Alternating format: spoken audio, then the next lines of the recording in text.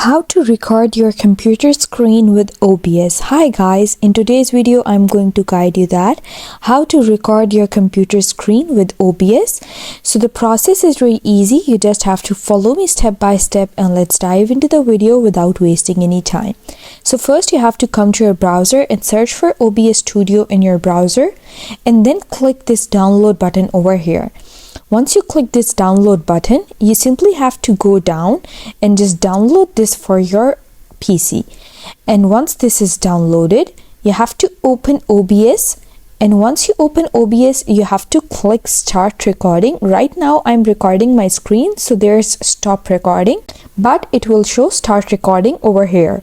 And then to stop recording, you simply have to click stop recording and then it's going to stop the recording and save it to your video section in your PC. So that's the process that you can follow to record with OBS on your PCs. I hope you found the process easy and liked my video. And if you did, please don't forget to like and subscribe my channel. Thank you very much. See you again.